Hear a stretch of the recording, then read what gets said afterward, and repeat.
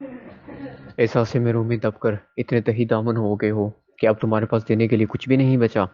پھر آخر وہ دن بھی آ پہنچا جب اسے ان محبت کرنے والوں کو چھوڑ کر واپس امریکہ جانا تھا۔ رات بھر بھی اسے ٹھیک طرح نیند نہ آ سکی۔ صبح رات جگہ کا خمار اس کی آنکھوں میں موجود تھا۔ وجیہہ کے کمرے میں آج چلی آئی۔ آؤ سمیہ بیٹھو، کیا رات بھر سوئی نہیں؟ وجیہہ اپنی آنکھوں کو مسل کر بولی، جو مسلسل رونے کی وجہ سے مترم ہو رہی تھی۔ ایک طرز سمیہ کے دل میں اتر گیا۔ وجیہہ تم لوگ مجھے ایئرپورٹ تو چھوڑنے آؤ گے نا؟ سمیہ نے پوچھا۔ نہیں سمیہ باجی، ہم آپ کو جاتے نہیں دیکھ سکتے، وجیہہ کے بجائے ماہین نے مغموم لہجے میں کہا تو سمیہ تڑپ اٹھی اور اس نے ماہین کو سینے سے لگا لیا۔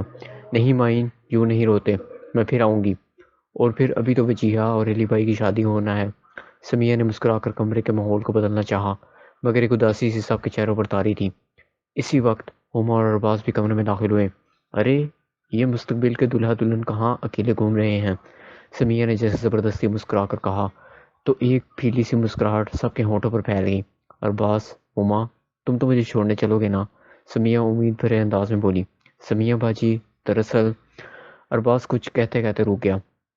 سب سے مایوس ہو کر سمیہ نے لمحے بھر کچھ سوچا، پھر بولی، دیکھو میں تم لوگوں کو وارننگ دے رہی ہوں، وجیہہ، ارباز، ماہین اور ہما، تم سب کو میرے ساتھ ایئرپورٹ چلنا ہے، ورنہ میں پھر کبھی پاکستان نہیں آؤں گی۔ سمیہ کی آنکھوں میں آنسو بھر آئے۔ ایسے میں وجیہہ اس سے آ کر لپٹ گئی۔ پھر سب کو ہی راضی ہونا پڑا۔ شام میں راحت صاحب، سلمی بیگم اور ربینہ بیگم بھی ایئرپورٹ چلنے کے لیے راضی ہو گئی، اور پھر یہ قافلہ دو گاڑیوں میں سوار ہو کر ایئرپورٹ کی طرف چل دیا۔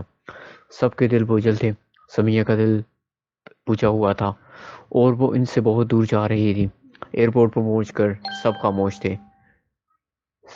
تھے۔ سلمی بیگم اور ربینہ بیگم اسی سفر کے دوران احتیاط کی تاکید کر رہی تھی۔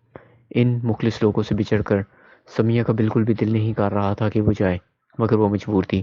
پھر جب اس نے روانگی کے لیے سب سے اجازت لی تو سب ہی بے اختیار رو دیے۔ راحت صاحب نے اسے سینے سے لگا کر تسلی دی۔ وہ سب سے مل کر لاؤنج کی طرف بڑھ گئی۔ اسے وہ یاد آ رہا تھا جس کے سینے میں دل کی جگہ پتھر موجود تھا۔ لاؤنج میں پہنچ کر ایک سیل رواں اس کی آنکھوں سے بہہ نکلا۔